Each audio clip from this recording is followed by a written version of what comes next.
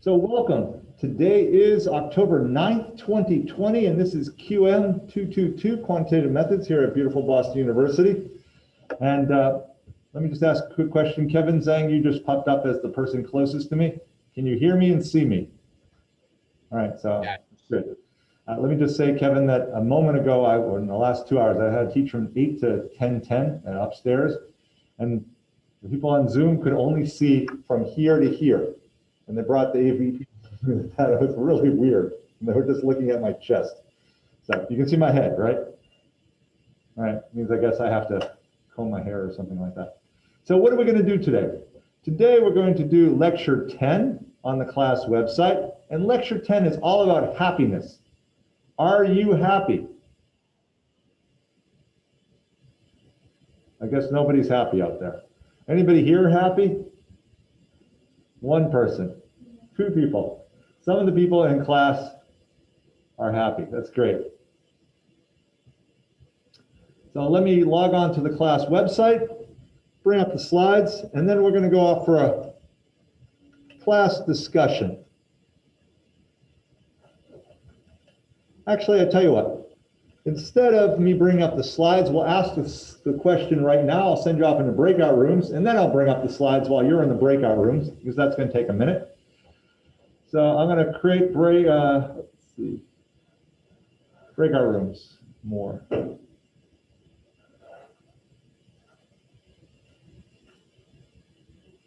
Okay, I'm going to create 7 breakout rooms. Please pay attention to what breakout room you're in. If you're in class, you can decide on your own breakout rooms, and make sure that somebody is a host. What do I mean by a host? I'm going to say, okay, breakout room number 2. What do you think about this question? So somebody, when I say breakout room number 2, is going to jump in and say, okay, our room said blank. In general, when we create a regression, we have a Y variable we care about. The Y variable in this case is happiness. What makes people, score of happiness? We're going to consider happiness. There's going to be 2. One is the official data, which goes from 1 to 7. And then we're going to rebase that data to 0 to 100. Doesn't really matter. Higher numbers mean more happiness. Lower numbers mean less happiness. Does that make sense? In a regression, we've been normally putting one variable on the right-hand side, one variable as the X. If you were allowed more than one variable, what variables would you put on the right-hand side? What drives happiness? Not necessarily for you, but for a large number of people. So if I sample thousands of people, and we'll talk about how you sample thousands of people and who gets sampled after you come back from the breakout room. But if we sampled thousands of people and we asked them to rate their happiness, what do you think would affect it? What kind of variables are the most important ones? Now, I'm going to give you a non-important one, but affects my happiness. Chocolate milkshakes. The more chocolate milkshakes I have, the happier I am. I would say that that is not a good variable because chocolate milkshakes is probably not an important factor if I sampled 5,000 people. So you're looking for some important factors for a vast cross-section of US population. It doesn't have to be US, for anywhere in the world. Are there questions about what you're trying to do? You're trying to come up with a list of multiple factors that would affect happiness, and you're trying to find the factors that are most important, not least important, like milkshakes. Questions? Go ahead. No, you can talk. I'm sorry, I forgot your name. Kate. You can just talk to Kate, and you're a team. And, I don't know, maybe the 3 of you can sort of talk together. I'll see all of you in about 4 or 5 minutes. It's 10:16.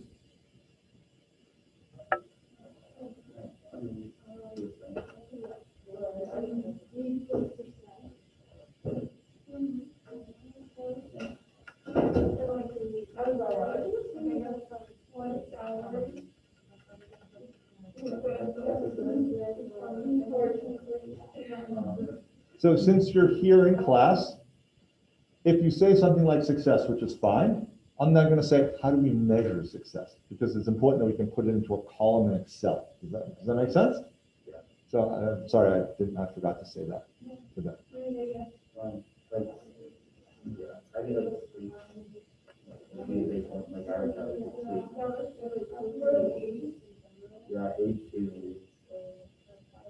Wait, you mean old farts like me aren't happy? Well, isn't it like young people are happy and then middle-aged are not really happy?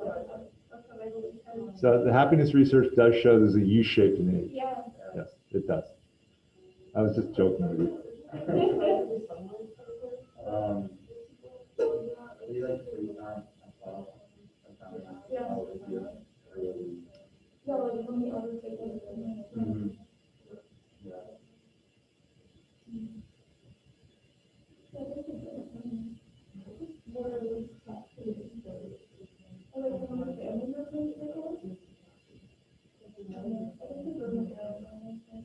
Are we sending out like a survey to them? Or like, So can we have them rate things?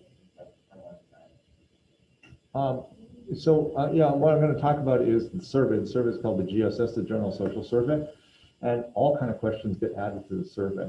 And some are like rate from 1 to 10, and others are just give us how many hours of sleep you get per night. So if you could ask a question and then quantify the answer, it can be part of the GSS.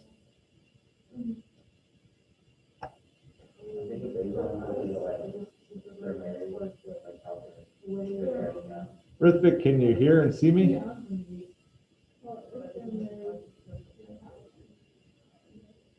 I would say, Rithvik, you cannot hear and see me.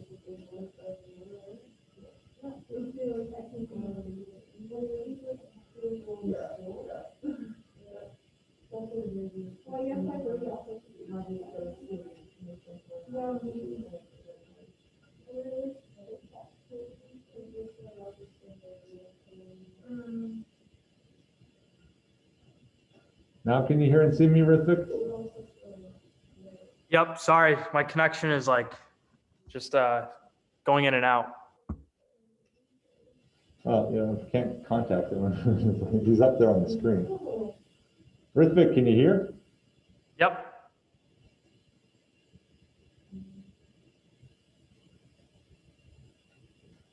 It doesn't say that you're muted. Now can you hear? Okay, so you're Haley, right? Kenzie, damn.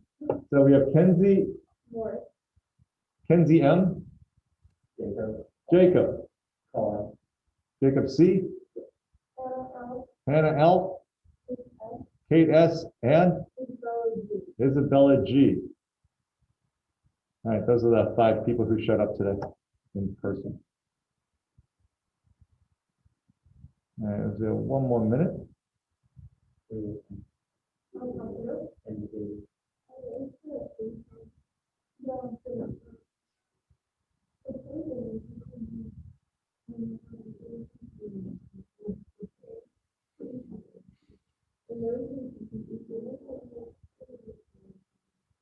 Huh.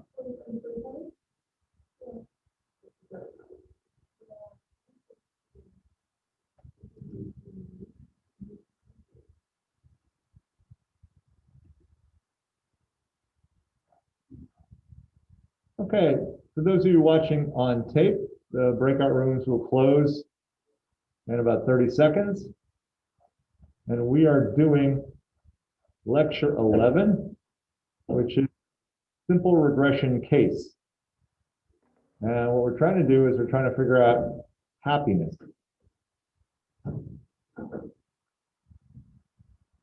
So it's 9 seconds. Let me switch my slides.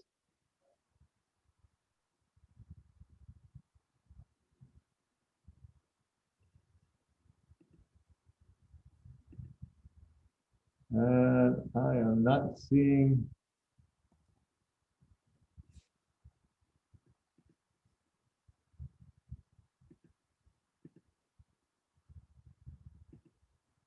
Share a screen. So we're doing slideshow 11, simple regression case. Problem set 3 is not due on Sunday night. Sorry, it should say Friday night. And the midterm exam is Tuesday, October 20th. Okay. So what we're going to talk about right now is we're going to talk about happiness. And let me stop sharing and switch to one of the other sharing.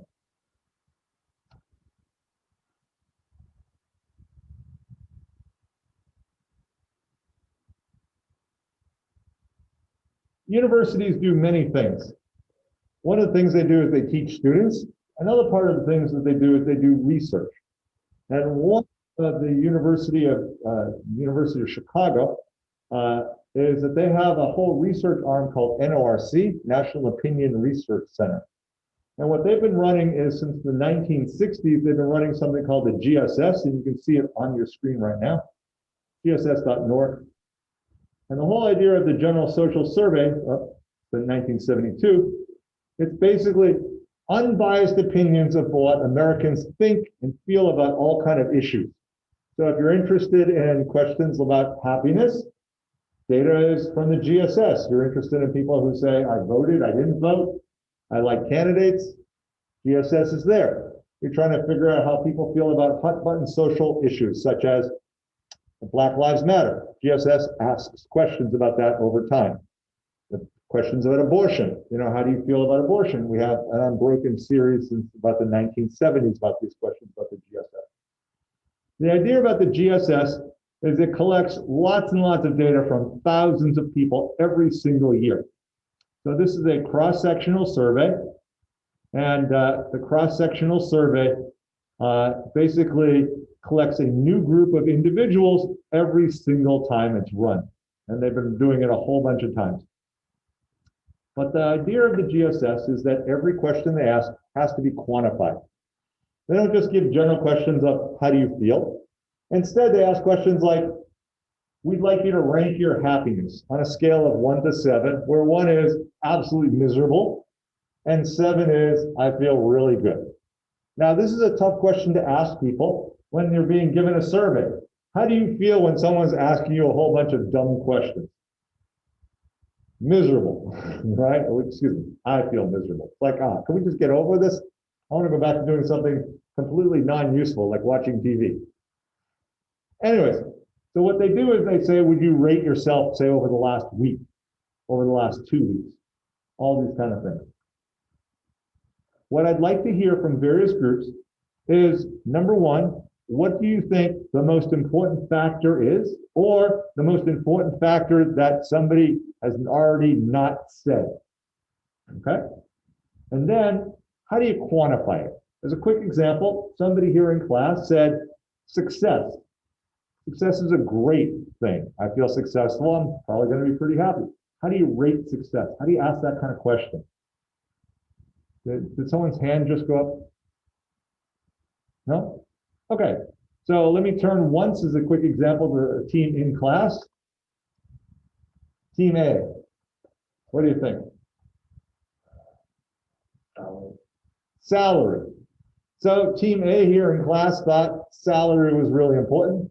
The more money you make, the happier you are. All right, class, let's give a blue vote up or a hand up if you're in class if you think salary would be one of the important top 5 things that we should put on our list for judging happiness. So right now there's 36 people and 16, 17. Anybody in class think it's salary? So about 50% of the class thinks salary is a great idea. Okay? Team number 1, thank you. Put down your hand. Team number 1, can you give us your feeling? So salary would be potentially on our list of top 5. What do you think influences happiness besides milkshake? So we thought health was really important. Hello? Can you hear me? Hello?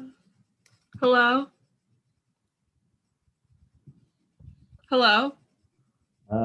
I think, Kira, you're trying to say something, but I don't hear anything.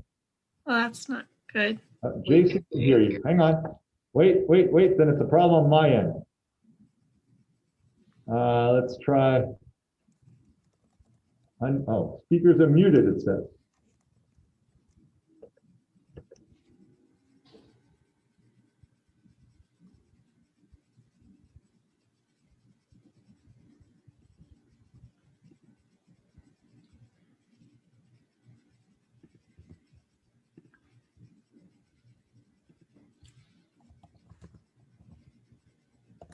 Not good.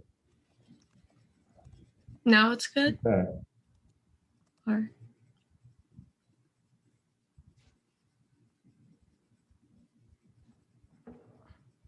All right. So Zoom people seem to be muted. Audio settings. Volume is maxed.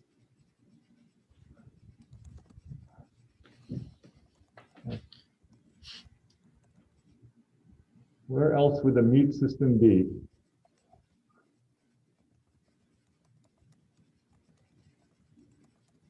Great. Say again? Yeah. Well.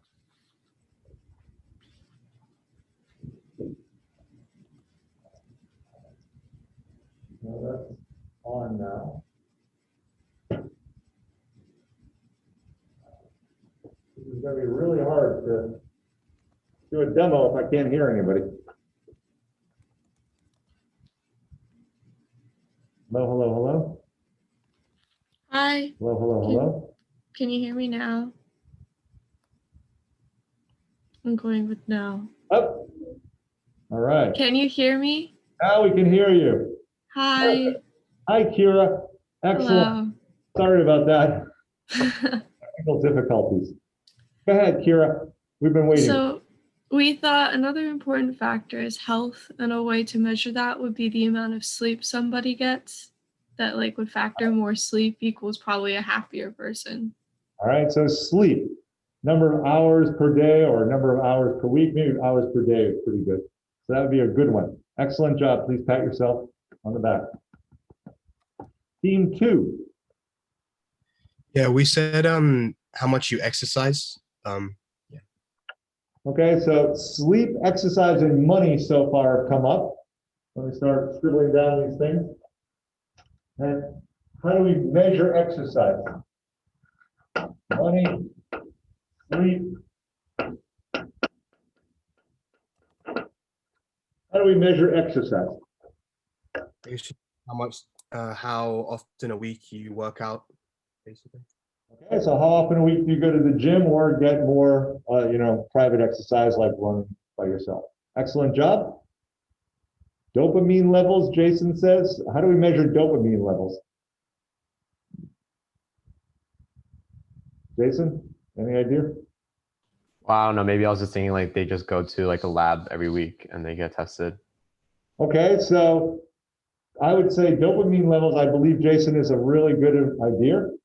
But going to a lab every week and getting stabbed with a needle makes my happiness go down. So I'm not sure whether that's sort of countervailing ideas. Okay, Sam suggested hours they work. So we'll put hours worked on the list. Team 3, what do you think?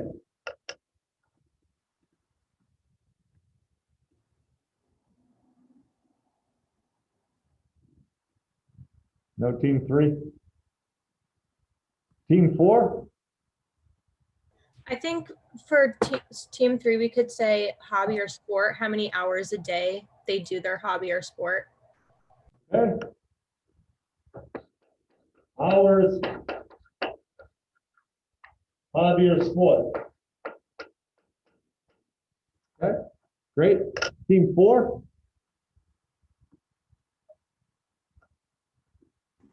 Maybe you could do the amount of hours you socialize per week. All right. Hours with friends. Ayush, do we just count total hours with friends, or do we only count hours with friends in person? Do we count Zoom hours with friends?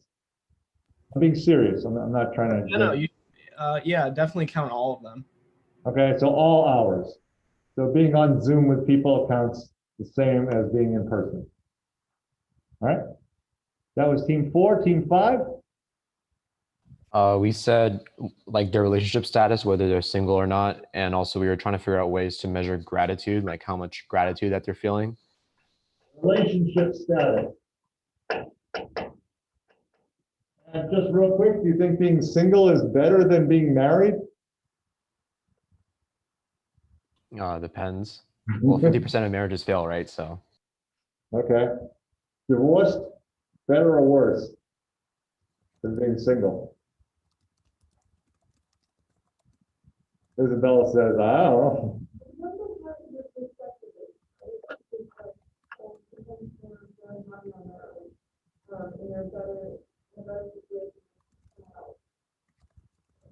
All right, so Isabel says, yeah, they could be better on their own versus sometimes they're in a miserable marriage.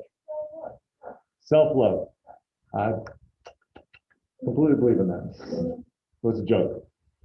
Being married and happiness have a negative correlation, says Chris. Okay. Chris, let me tell you, I've been married for 34 years, and for me, it's a positive relationship, okay? The longer I'm married, the happier I am. And I hope that's the same for you. All right, that was team 5. Team 6, I believe, is 17, so 6 and 7. Go ahead, 6. We said number of friends you have, or at least you think you have. Okay. Number of friends, and how do I measure that? Do I check on Facebook and see how many people have friended me? No, you would ask the person how many friends they have. Actually, there is a question that has appeared on things like the GSS, and it's how many close friends do you have that you talk to, like, I don't know, once or twice a week or something like that. So that's how they actually operationalize it. So it's a great idea, Elizabeth, number of friends, but you have to be a little bit more specific by telling them, like, this is how we define a friend. So Elizabeth, you might have lots of friends, but you know, what's a good friend versus a medium friend versus a, hi, I get to know you. Team 7. Chris says how fulfilled they have. Chris, how the heck do we measure fulfillment?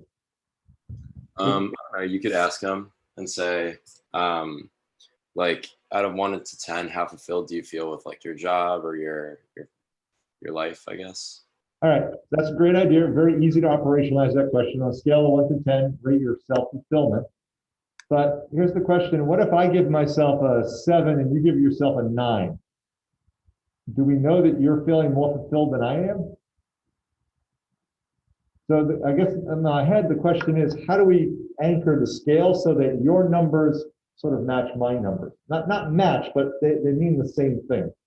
Does that make sense? So fulfillment is a great idea. I think there really is a high likelihood there's a positive correlation between feeling fulfilled and feeling happy. I'm just not sure how we actually measure that. Isabel has a point. Oh, I was sure. Oh, go ahead. Team B in class. We got hours of exposure to sunlight. Hours of exposure to sunlight. So what Isabel is saying is that people in Alaska in December are just miserable. And people in, I don't know, what's a really sunny place? Jamaica. Okay, people in Jamaica are just happy.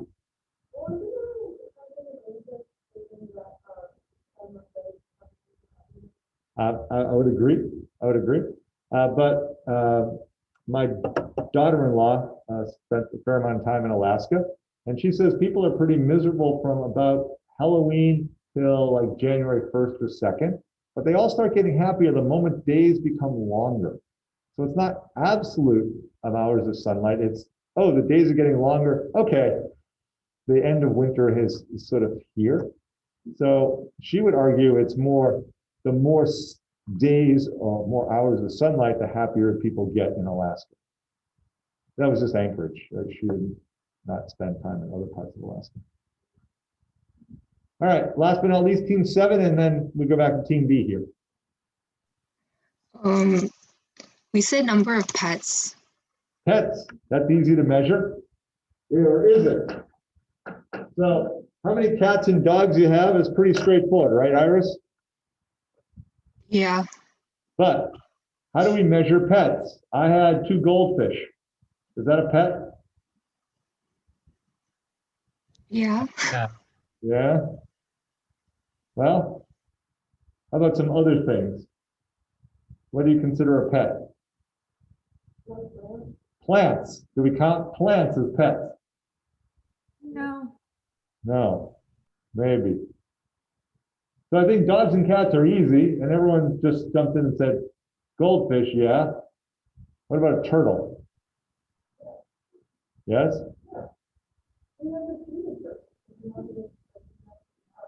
All right, Isabel says you have to feed a turtle, so anything you have to feed is a pet.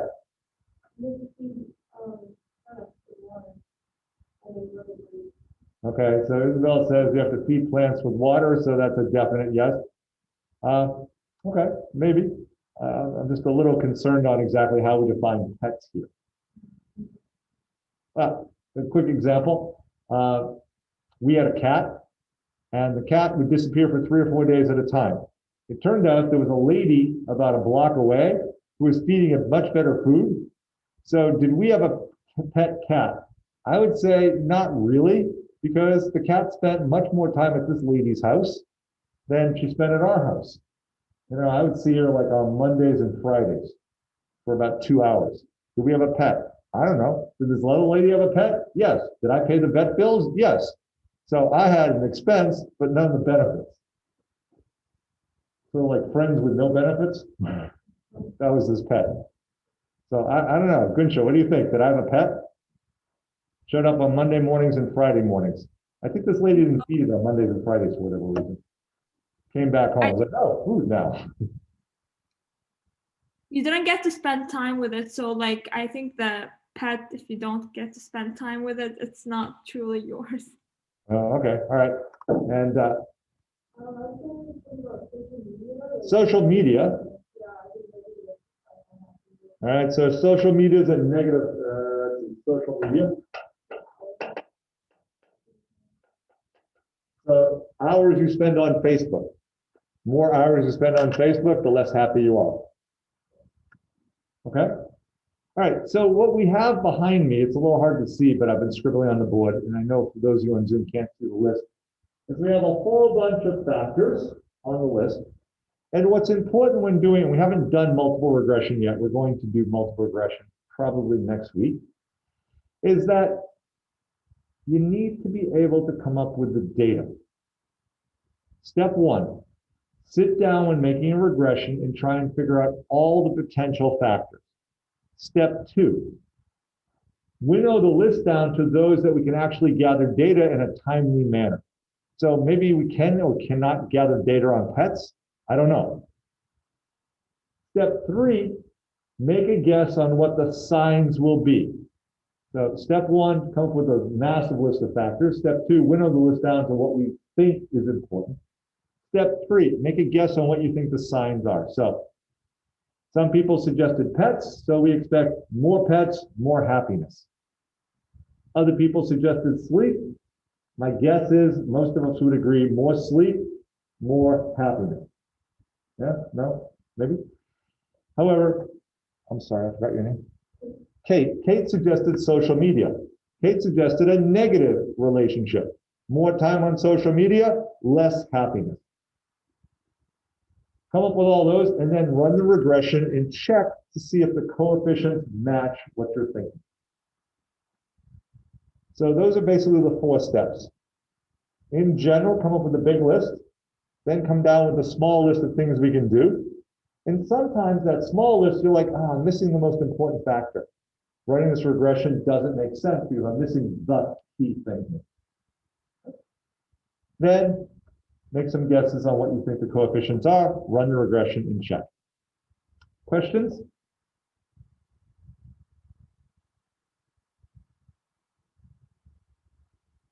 So the very first thing that was suggested was money.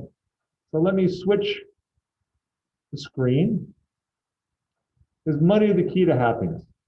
So what we'd like to do is we'd like to open up the GSS file. So I'm going to show you, I'm going to stop sharing this. And we're going to go to the class website.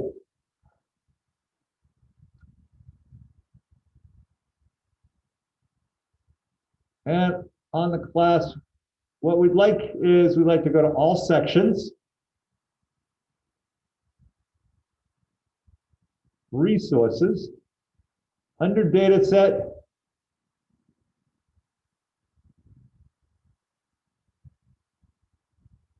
where'd it go? Hang on one second. I'm going to go to in-class problems. Handout 9.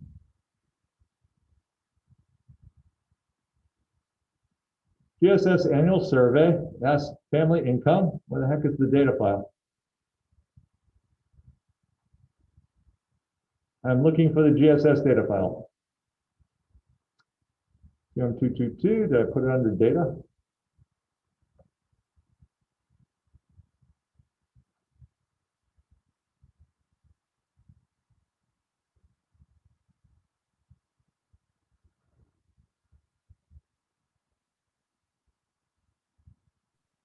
Income Professor, and happiness survey. There it is. Income and happiness survey.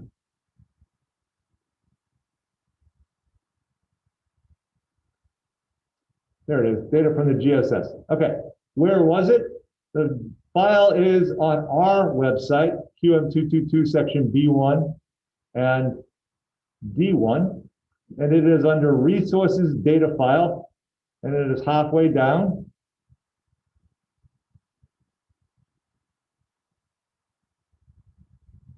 Share screen. So I'm on our website, I'm under resources. I click data files, and it is income and happiness survey, right under unemployment rate. Your job is to download the file, open it up,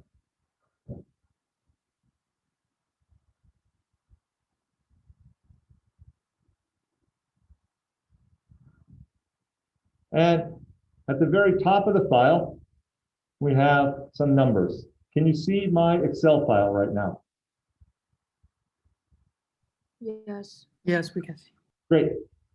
Could somebody who's very quiet and shy on Zoom shout out a number between 2 and 19? 10.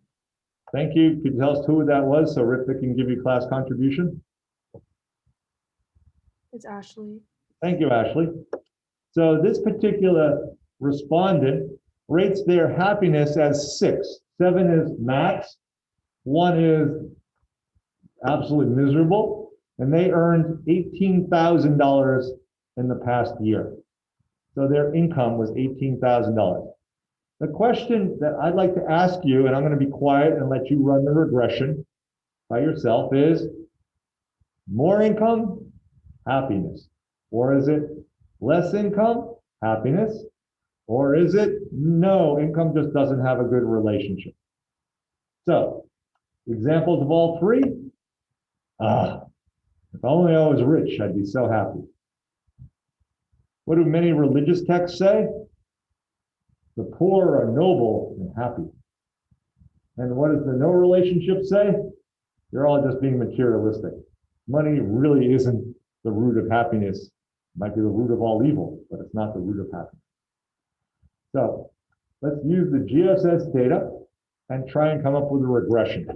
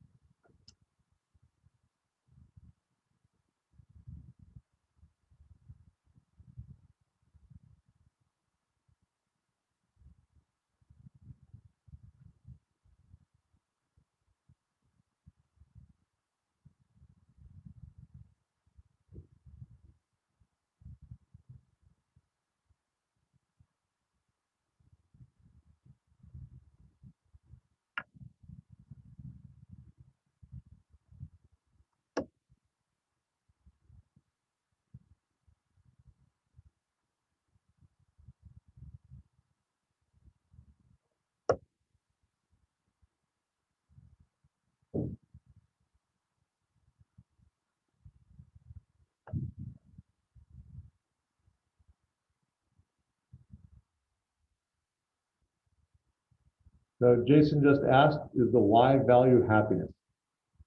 The answer is yes. The Y value is happiness, the X value is income.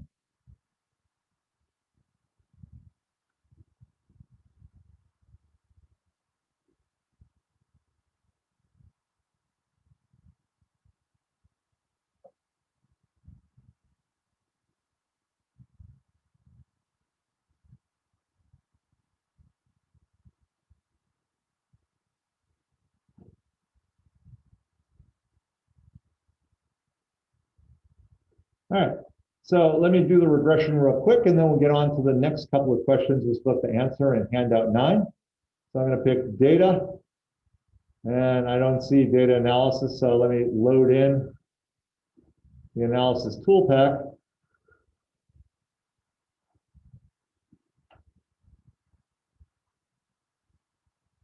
Professor, Go for it. how do you know which one to put for X and Y? So y is always the thing we're trying to explain. So y only takes one choice, and x takes a whole bunch. So we talked about, we're trying to explain happiness. So happiness is one thing, and then we came up with a list of 20 explanatory factors like sleep, exercise, number of friends, and whether you have a pet goldfish, right? So because we come up with 20 things, the 20 things could be x's. The one thing is always y. Okay. So we pick data analysis, regression, okay. The y range is going to be happiness. The x range is going to be family income. Yes, we have labels in the top row.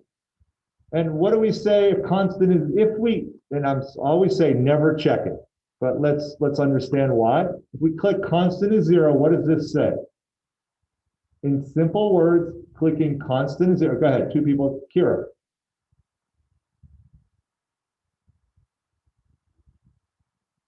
I didn't have a question, sorry. Oh, Lay, do you want to answer it? Yeah, it's constant of 0 means that if there's 0 happiness, you're also earning 0 for income. People with 0 money, all right? And I don't know, how many of you, if I asked what was your income over the last year, would say 0? So don't raise your hand, but I think some of you would raise your hand. I had no income last year, right? Yeah, I spent money at BU, but I didn't earn anything, okay?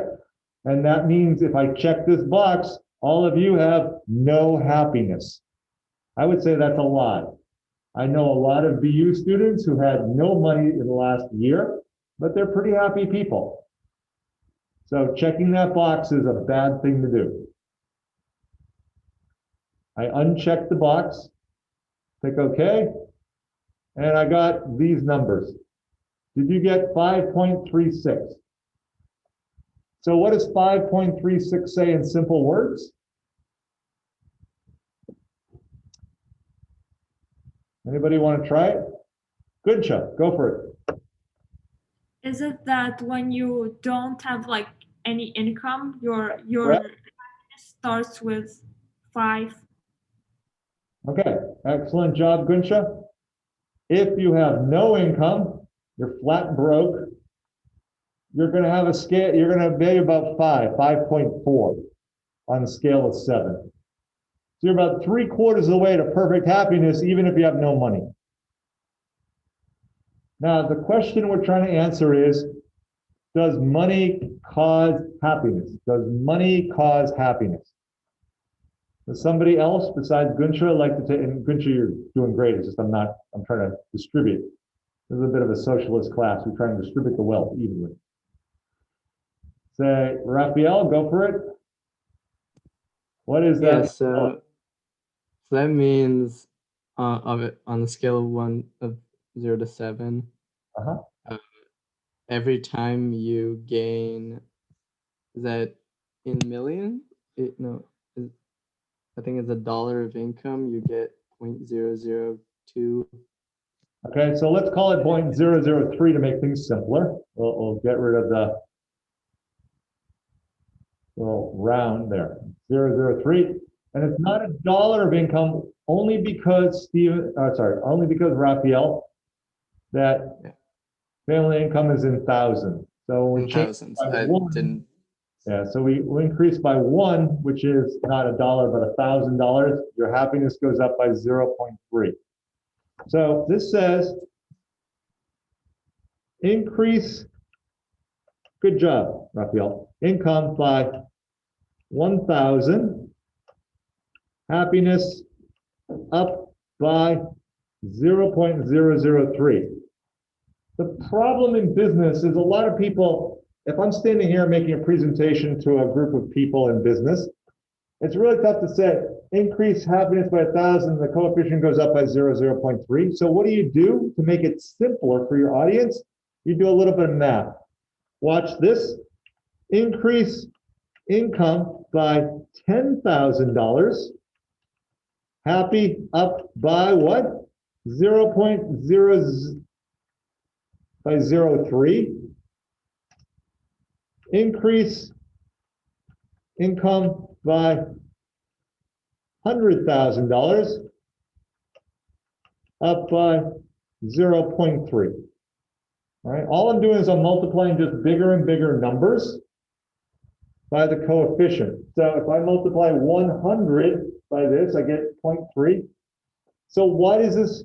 When I'm making a presentation, I wouldn't say when income goes up by 1,000, happiness goes up by 0.003. That confuses people. They're like, what?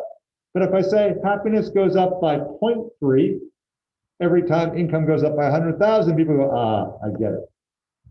I would not, NOT, say when income goes up by 1,000,000, happiness goes up by 3. Why? Because if your base is 5, and I add 3 to that, I get 8. And what's the maximum happiness? 7. And that says anybody who has more than $1 million is blissed out. Now, I don't know about you, I have met a few millionaires in my life, and a few of them were totally neurotic, unhappy people. So I can't say being rich guarantees to make you happy. I have met some other rich people who are very happy. But just being, having 10 or $20 million doesn't make you on cloud 9. Steven has his hand up. Oh, Professor, I have a question about the coefficient. Since in this case, this coefficient is relatively small, so I'm wondering, is there any cutoff line for a coefficient that if in some cases the number is extremely small, and then we just ignore assume there's no relationship? So Steven's asking if the absolute value is really small, is there a cutoff where we can ignore it? And I would say it depends on the situation. If we're testing a vaccine and this number is 0.0003, you might care that 3 people don't get sick or don't get sick when you test 1,000,000 people. 3 might be really important. When we're talking about happiness in the population, 0.003 is like, it doesn't seem to have much impact. So it really depends on the situation, Stephen. I don't have a particular number. Serenity, you look like next, and then Gunsha, your hand's up also. So Serenity, go for it. Oh, Serenity's disappeared. Nope. Yeah. I just had a quick question. Where did you get the 1,000? Like, how do you know it increases by 1,000 and then it goes up? I clicked on the description sheet and it says family income in thousands. Oh, okay. Sorry, maybe I went by too fast when I showed you the description. Okay, got you. Nope, you're good. Thank you. Okay, Gunsha, you're next. I had the exact same question about the 1,000. Oh, sorry, I should have spent longer on the description sheet. That's good, thank you. Hang my head in shame. Okay, the next question that we're supposed to ask is, can you calculate the upper and lower 95%? So let's assume that these numbers did not exist. Can you calculate the upper and lower 95%? So let's assume on the exam, it said question mark.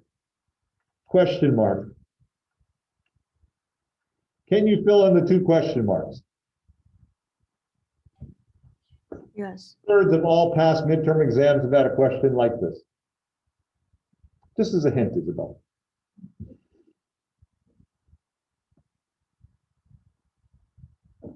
Hannah, right? Yeah. Hannah. All right, so let's do it. Hannah's going to do it. Okay, so Hannah's going to give us the formula for the lower 95. And then Rashant, you're next. Okay, give us the formula. Well, not equal sign. All formulas start with an equal sign. Equals C17 times 2 plus, we'll call that B17. And I would say close, but no cigar. Yeah, that would be upper. So excellent job. 2-finger pat on the shoulder, okay? Because you did the upper, not the lower. So on the exam, if this is worth 4 points, you'd get like 3 because you mixed up upper and lower. Prashant, you want to do the other one? Professor, the lower? Lower, go for it. Unless you were asking a question. If you were asking a question. No. Okay. I was going to do this, yeah. The equal sign? Equal sign, yep. B17. B17. Minus 2 times C17. Minus 2 times C17. And let's format those nicely. And congratulations, Rashant and Hannah. You have successfully answered the question. Now, next question on the exam is, are these statistically significant? Yes or no? And what does statistically significant mean? It means that these impacts are not 0, okay? What would an impact of 0 be on the family income coefficient?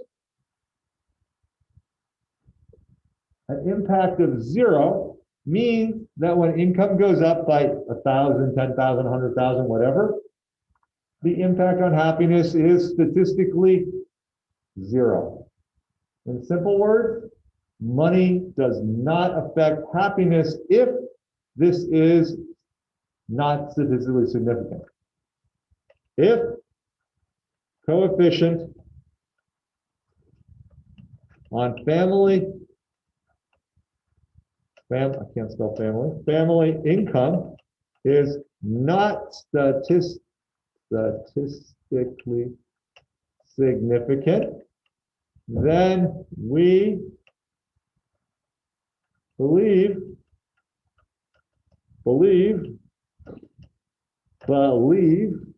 sorry, I'm having trouble typing here, that income doesn't impact happiness.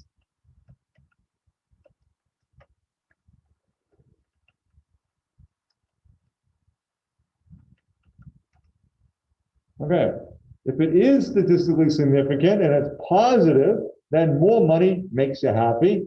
And if it is statistically significant and it's negative, then more money makes you less happy. And what should you do?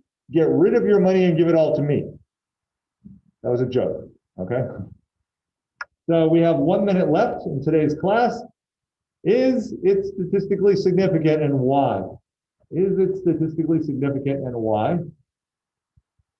Anybody online? No, it's not significantly Okay. significant. It's not statistically significant. Because the R squared is less than 0.3. I would say when we're asking that question, we really want to be looking at the t-stat or the p-values here. And what's the key value for the t-stat? For statistical significance? Go ahead, Lei. Absolute value 2. Absolute value 2, and since it's 4.8, I would say the GSS data suggests that money does have an impact on happiness, but most importantly, in my last 30 seconds before you disappear for a long weekend, money impacts happiness, but it only has a small impact.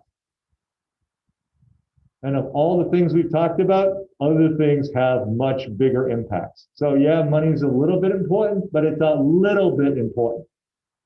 I will see all of you on Tuesday. Why Tuesday? Because Monday is a BU holiday and Monday's schedule has been flipped to Tuesday. Plenty of space for those of you who want to come in person. See you all in the School of Education or on Zoom Tuesday. Have a great weekend. Stay healthy. Jason, go for it.